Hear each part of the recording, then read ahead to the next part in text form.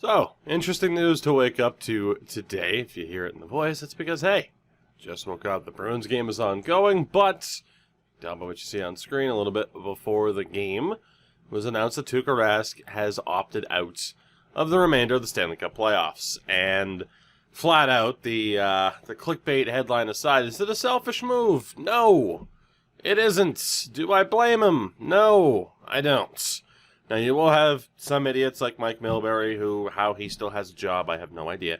But you will have some people being like, well, he let his team down, and why wouldn't you just opt out before you go? No loyalty to the team. And, of course, the easy counter-argument to that is, if he was thinking of not going, he went then out of loyalty to the team in the first place. And if you're the type of idiot who's like, well, Rask sucks, they should start Halak, if you've been saying that for a while, well, then you get what you want here, so why do you care? The main point of it is this. At the end of the day, nobody asked for a pandemic, and nobody really knows how stressful life is in this environment for these players. Again, you will have somebody say, oh, well, they're professional athletes, they get paid millions of dollars, you can't live in a bubble for however long.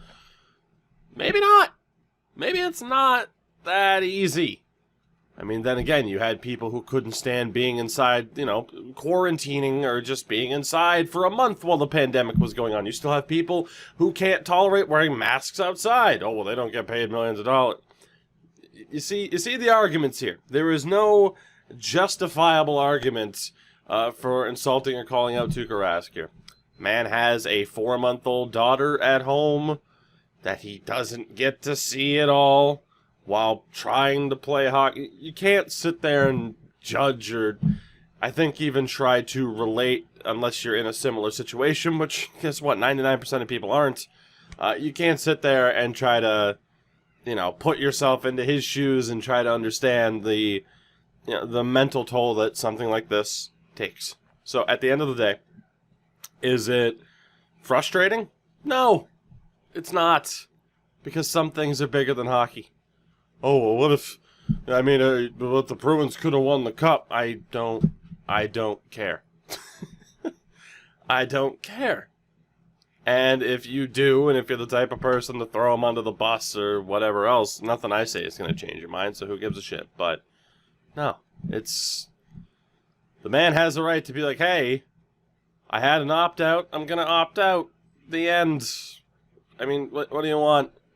What do you want? He's not in violation of his contract by not opting, by not opting out like someone like Travis Hamonic did before this thing even started. He gave it a shot, wanted to see how it would go, and at the end of the day, I'd rather a player be happy and not be miserable, and as a result, likely see their performance suffer because they're trying to get through something like this that is completely unprecedented, and nobody knows the real effect that it'll have on the team.